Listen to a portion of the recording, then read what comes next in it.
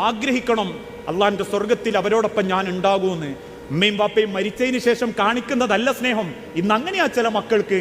വാപ്പയും ഉമ്മയും മരിച്ചാൽ കാണാൻ ചില മക്കൾ പള്ളിയിൽ ഉസ്താദിനോട് ചോദിക്കും, വാപ്പാക്ക് വേണ്ടി 100 ചാക്ക് സിമന്റ് കൊടുക്കട്ടെ ഞാൻ പള്ളിക്ക്, ഉമ്മാക്ക് വേണ്ടി 100 ചാക്ക് അരി കൊടുക്കട്ടെ യത്തീംഖാനക്ക്, വാപ്പാന്റെ പേരിൽ ഞാൻ ഇന്ന പള്ളി ഉണ്ടാക്കട്ടെ എന്ന്.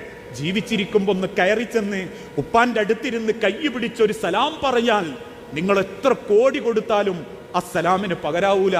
അതുകൊണ്ട് മരിച്ചിട്ട് വാങ്ങേണ്ടതല്ല സ്വർഗം, മരിച്ചിട്ടല്ല നമ്മൾ അള്ളാന്റെ മാതാപിതാക്കൾ. അള്ളാന്റെ മുൻപിൽ മാതാപിതാക്കളുടെ ക്വാളിറ്റി പറയുന്നുണ്ട്. ജീവിച്ചിരിക്കുമ്പോ പടച്ചോൻ ദുനിയാവ് തന്ന അനുഗ്രഹ നമ്മളെ മാതാപിതാക്കള്. ആ ജീവിച്ചിരിക്കുന്ന ആ കാലത്ത് തന്നെ അവരിലൂടെ അള്ളാന്റെ സ്വർഗത്തിലെത്താൻ പറ്റണം. അതിന് നമ്മൾ ക്ഷമിക്കേണ്ടി വരും. സഹാബാക്കളെ ചരിത്രം നോക്കുമ്പോൾ ഒരിക്കൽ ഒരു സ്വഹാബി റസൂൽ സല്ലല്ലാഹു അലൈഹി വസല്ലമയുടെ അരികിൽ വന്ന് ചോദിച്ചു, നബിയേ, ഞാൻ എൻ്റെ ഉമ്മാനോട് ഏറ്റവും നല്ല നിലക്ക് പെരുമാറുന്നുണ്ട്, അതുകൊണ്ട്